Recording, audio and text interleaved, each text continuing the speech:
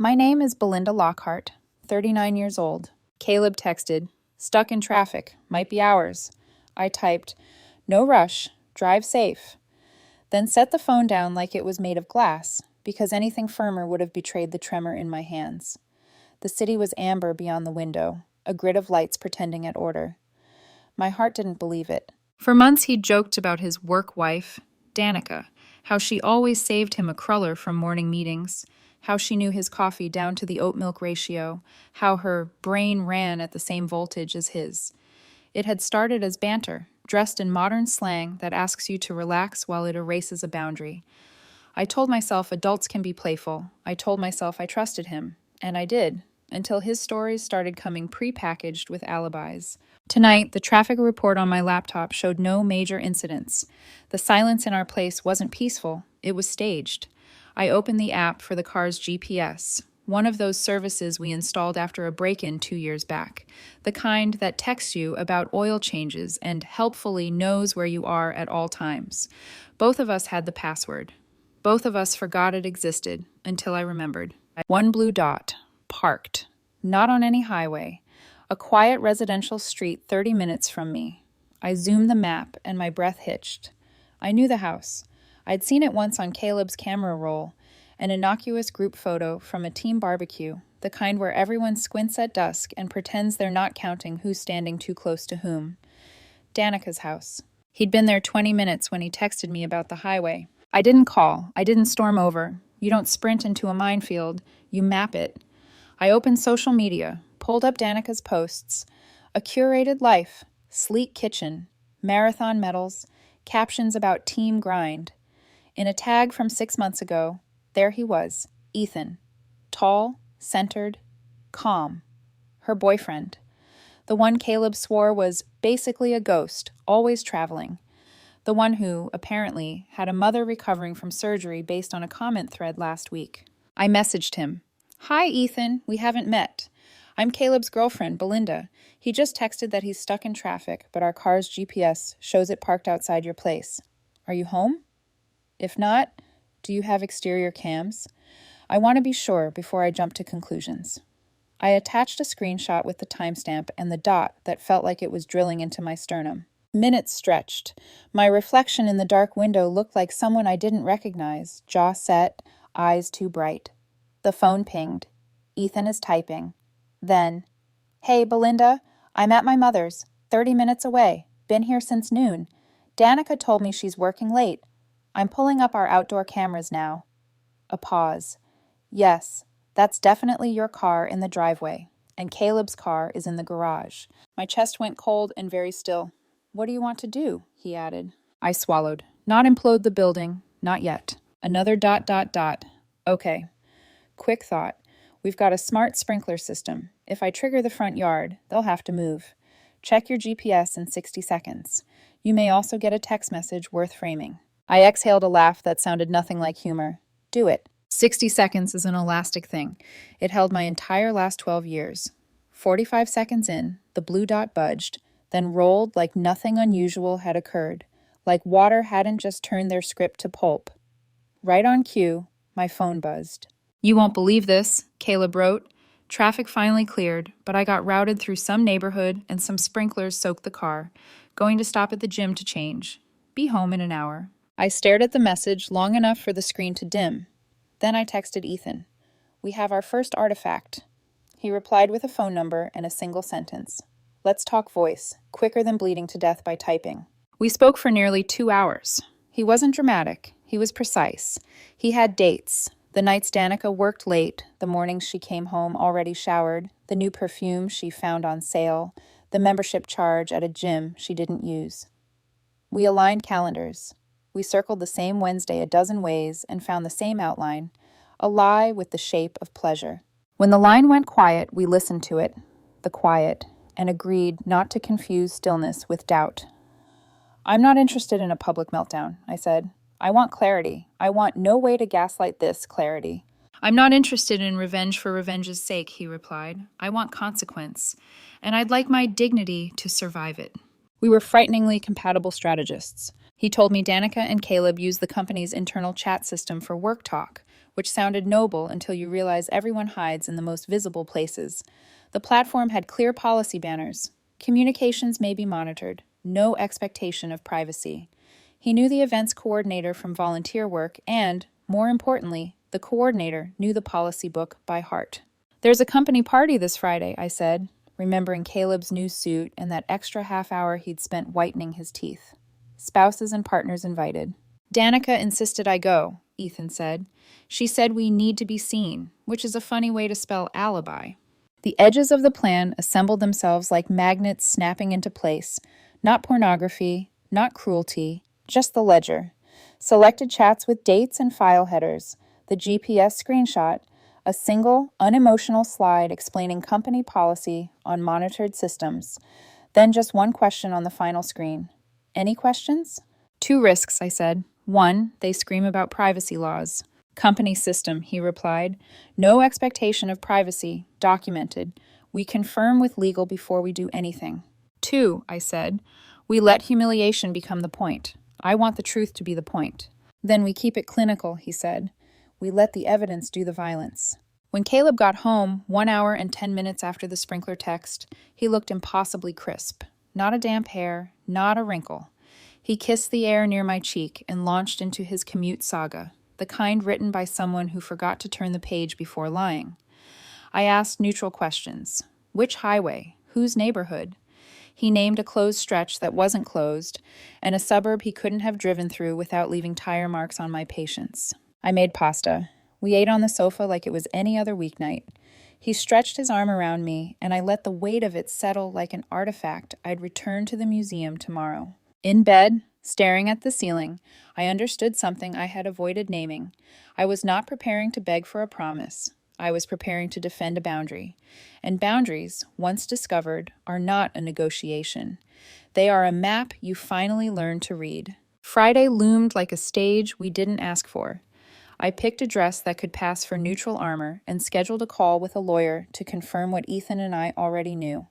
The policy made the evidence admissible for HR purposes, and the AV access was legitimate under the coordinator's role. Clinical, surgical, definitive. Before I slept, I wrote a note, not to Caleb, not to Danica, but to myself. It said, "Trust the dot. Trust the dates. Trust the woman who didn't run into the fire, but redesigned the exits." Then I turned off the light. The ballroom smelled like citrus polish and expensive nerves. Glass towers of champagne winked under a chandelier that pretended it didn't know about human messes.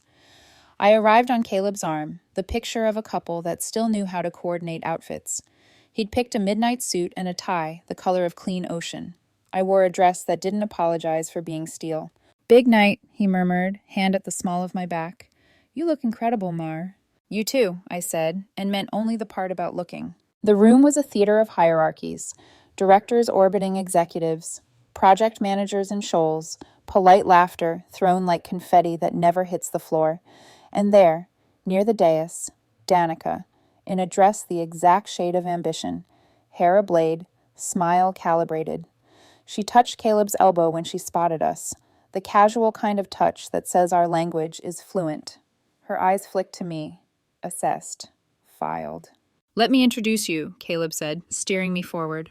"We've met in passing," Danica lied, extending her hand with the grace of someone who makes rules and calls them standards. "Belinda, right? Caleb speaks highly of you." "I'm sure he does," I said, and let the handshake last just long enough to measure temperature. Cool. Dry. Very sure. Ethan arrived 10 minutes later in a slate suit that fit like a decision. We'd agreed in advance. No conspiratorial glances, no tells. He greeted Danica with a brief kiss on the cheek, all camera-friendly, and shook Caleb's hand with a neutral warmth that contained exactly nothing more. "Good to see you both," he said. "Big turnout." "Company's flourishing," Danica replied, eyes already scanning for her next audience. "Visibility matters." "True," Ethan said mildly. "Visibility can be clarifying." The event coordinator, Danica, with a braided bun and the poise of a swan, who also runs logistics, checked the AV console like a pilot performing a calm landing. She caught Ethan's eye for a fraction, then mine. One small nod, the kind you can only see if you already know it's there. We circulated. Caleb introduced me to colleagues who wore politeness like name tags. I answered all the right questions and asked a few that made people like me for reasons that would survive the night. When the band pivoted into a glossy cover of a song about pretending, I excused myself to find the restroom and instead found a quiet slice of hallway where the carpet absorbed sound. My phone buzzed. Ethan, 2 minutes. HR is in the room. Legal liaison confirmed. Me, copy, clinical, no commentary. Back inside, a senior VP tapped the mic with a showman's flourish. Friends and family, let's raise a glass to a record quarter and the team who made it happen. Cheer. Clink. The big screen behind him flashed a rotating loop of brand imagery and smiling staff at volunteer days. Then the loop paused on a blank slide with an elegant border. Special presentation. The room adjusted. A ripple of polite curiosity.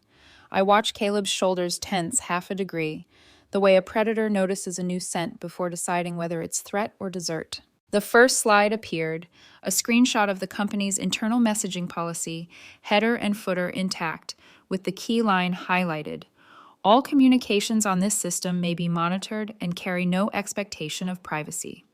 Bottom right, timestamp, policy revision date, document code, no drama, just the rulebook. A murmur spooled out and snapped back. Caleb let out a small breath, like he'd dodged a punch I hadn't thrown. Danica's lips pressed into a humorless line. Second slide, a clean, cropped chat window between Caleb R. and Danica V. Names visible. Profile photos visible. Date stamps. The text wasn't obscene, it didn't have to be. It contained coordinates disguised as logistics. Danica, wed looks better. Garage after 5:20. Emily's at her mother's. She's staying until evening. Caleb, traffic story if needed. Gym bag and trunk. Front yard sprinklers still on auto. Danica, I can override, but why risk water? Garage entry. Park on the street. 30 minutes, then gym. The VP had turned around to stare at the screen. He looked like a man discovering his house was built on a sinkhole. HR began moving, quiet as chess pieces. Someone's glass chattered against a saucer. On the third slide, the GPS screenshot, my screenshot, appeared. Identifying information redacted except the dot on Danica's street, the timestamp, the app's logo.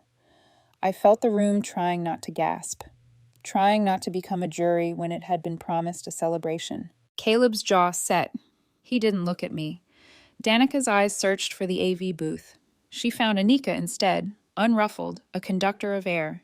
Then came the sequence neither apology nor accusation could outrun, clipped exchanges about closed highways that aren't closed. Remember to delete calendar blocks. And my favorite, a meeting room booking for Marketing Sync, Conf B, with a single attendee listed and a door camera still showing the two of them entering together, time-coded within 3 minutes of the chat.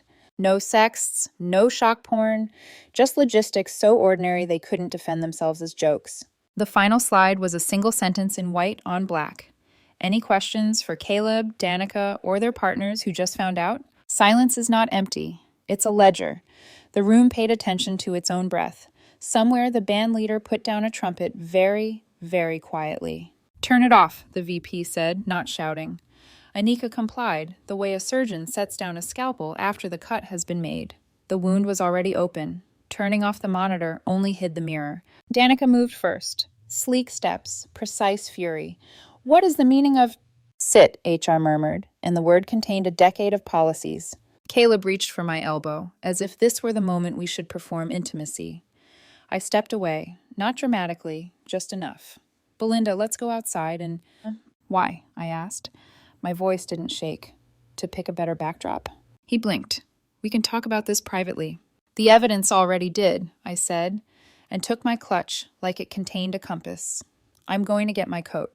Danica turned to Ethan. You invaded my privacy. This is illegal. Ethan's face was made of reason. Company system. Documented policy. You signed it. He didn't raise his voice. He didn't need to. And this is HR's room. HR stepped between personal and professional with the choreography of people who do this for a living. We'll need both of you to stay, the director said evenly to Danica and Caleb. We'll speak now, then first thing Monday for formal interviews. Anika, thank you. That'll be all for the AV. Anika nodded, then busied herself with unplugging cables, as if they were mundane vines she'd always planned to trim. I didn't look back. I threaded through clusters of whispered assessments and wide, sympathetic eyes and reached the coat check where the attendant handled my claim ticket like it might break me. "Hot in there," I said and smiled. My hands were steady enough to slip into sleeves without help. At the exit, Ethan joined me with his coat over his arm. We said nothing until the night air closed around us, cool and molecularly honest. The valet lane was a stream of brake lights. "You were perfect," he said quietly. "You didn't give them a scene to hide inside." I wanted to scream, I admitted, but tonight wasn't about my volume. He exhaled, a small plume in the dark. HR asked me to provide copies. Legal liaison confirmed the chain. Monday will be formal. "Good," I said. "Formality is antiseptic. I like antiseptic right now." He nodded toward the street. "Do you want to ride?" I drove, I said. Then, after beat. "I'll be fine." "Belinda," he said, voice lowering into something like friendship, "being fine is not the only available ending." I let the sentence settle. "I know." I tucked a strand of hair behind my ear. "Thank you, Ethan. For the sprinklers. For the policy. For the scalpel." "Clinical," he echoed, just like we said. A door swung open behind us, spilling warm light and cooler opinions. Caleb's voice chased the air. "Belinda," followed by his footsteps, quick, persuasive. I turned before he reached me. The valet held a hand between us, with the softest boundary a person can draw. "Monday," I said to Caleb, because I wouldn't let the story be about who cried in a doorway. HR first, then whatever we do with what's left. His eyes flinched. "You're throwing us away over a misunderstanding." I almost laughed. "You spelled the misunderstanding," I said. "You time-stamped it. You parked it on a street with cameras. Don't make me teach you the difference between a mistake and a system." He opened his mouth, closed it. His hands, immaculate an hour ago, now looked like they didn't know where to be. I gave the valet my ticket. When my car pulled up, the engine sounded like a fact. I got in, adjusted the mirror, and met my own gaze the way you meet a person who finally learned to read a map. As I pulled away, I saw Ethan in the rear view, not waving, not asking, just standing like a witness who would sign his name neatly on the line when asked. The city was still amber, but the grid no longer lied to me. It was what it had always been. Paths and intersections, choices and signals. I picked a road that headed home and did not look back to watch anybody rehearse a better version of their alibi. At the first red light, my phone buzzed with a single text from an unknown number. "Legal liaison. For your records, I've emailed the company policy PDF and a brief note confirming tonight's display complied with access rules. Monday at 9:00 a.m., HR will reach out to schedule statements. Take care." Clinical. Definitive. Exactly what we promised. I drove on. The morning after the party, sunlight fell across the kitchen like it didn't know what had happened. The counter still held Caleb's untouched mug from last night, a ring of coffee gone cold, evidence of a domestic routine that had expired mid-sentence. He wasn't home. His car wasn't in the driveway. Only his cufflinks, two small, gleaming apologies, sat on the table beside his phone charger. I made coffee anyway, because habit sometimes lingers longer than love. At 9:12 a.m., my phone buzzed with a short email from HR. Formal investigation initiated. Confidential interviews scheduled. I stared at the words until they lost shape. Then I closed the laptop, exhaled once, and let the silence decide what came next. By Monday evening, everything had begun to rearrange. Danica was suspended pending termination. Caleb had been reassigned to a satellite branch while HR completed their review. His company badge still worked, for now, but his email signature no longer included a title. The difference between being trusted and being tolerated is a single line of text. He showed up that night, knocking on the door like a salesman unsure of his pitch. I opened it because closure, like evidence, needs documentation. "Belinda," he began, voice husked, eyes rimmed red. "You have to believe me. It didn't mean anything." "That's the problem," I said. "You treated meaning like currency you could counterfeit." He flinched. "We were just—" "Careful," I interrupted softly. "Every verb after we were just is a confession." He sank into the nearest chair. "You and we were drifting. I thought you didn't see me anymore." "I did," I said. "I just expected you to see yourself without needing someone else to hold up the mirror." He looked around, searching for a corner that would absorb his shame. There wasn't one. "I can fix this," he said. "I'll quit. I'll do therapy, whatever it takes." This isn't a broken chair, Caleb. It's a burned bridge. He nodded slowly, like his neck had to remember the motion. Then, quietly, is there someone else? No, I said, just me, and she's enough. When he left, he didn't take the cufflinks. I didn't remind him. Weeks passed in administrative clarity. HR finalized the report. Danica's violation of policy, Caleb's participation, documented misuse of company systems. The language was neutral, almost tender in its precision. Words like impropriety and disciplinary action, phrases that sound polite until you realize they mean ending. Danica was fired. Caleb was offered a demotion and transfer. He accepted, because even pride has bills to pay. Ethan and I met once more at a cafe, not to debrief, that had been done, but to release the weight of coordination. He arrived first, sitting by the window with a notebook and a cup of black coffee. I slid into the seat opposite him, and for a moment we just listened to the hum of ordinary life, clinking spoons, muted chatter, a song about moving on playing too quietly to offend. I thought I'd feel triumphant, I said, but all I feel is lighter, like I've returned to my own gravity. That's what truth does, he said. It gives you back your weight. We talked about logistics, lawyers, final reports, insurance paperwork, but underneath, the conversation shifted, the edges softened. He smiled once, briefly. My mother asked if I'd seen you again, he said. She said anyone who handles betrayal with that much restraint must have a spine made of light. I laughed. Tell her restraint isn't light. It's lead disguised as calm. He studied me for a moment. Still, you carried it well. The silence after that wasn't awkward. It was possibility. Months later, winter peeled away and left the kind of spring that forgives the ground for freezing. My life had rearranged itself into something steady. I had moved apartments, smaller, simpler, and reclaimed my maiden name at work. My friends stopped whispering when they invited me to brunch. Even Caleb began therapy, though our communication now existed only in short, civil exchanges about shared accounts and the logistics of separation. Then, one afternoon, an email from Ethan appeared. Coffee sometime? Not as battle allies, just as people who survived the same fire. I said yes. Coffee became dinner. Dinner became laughter. Laughter became the kind of silence you don't need to fill. It wasn't dramatic. It was careful, deliberate, the opposite of what had broken us before. 6 months after the night of the ballroom, our relationship was official. His calm steadiness balanced the part of me that had lived too long in suspicion. We promised transparency. Passwords shared, phones face up, emotions named before they could rot. We joked that our exes had accidentally played matchmakers through tragedy. It wasn't romantic irony, it was rebirth through context. One evening, while walking along the river, Ethan said, "You know, HR still uses that night as a training example." I smiled. The PowerPoint? Yep, apparently the phrase, "Don't pull a Danica and Caleb," has become company legend. Immortality through scandal, I said. How poetic. He laughed softly. It's not the worst legacy. We just turned a cautionary tale into closure. We stopped at the bridge. The water below caught the streetlights and broke them into pieces. Beautiful, honest pieces that didn't pretend to be whole. Do you ever regret it? He asked. No, I said, because it made me stop mistaking silence for peace. He nodded, the way people do when they understand more than they'll ever say. Later, alone in my apartment, I opened the GPS app one last time. The account still existed, quietly humming with its data.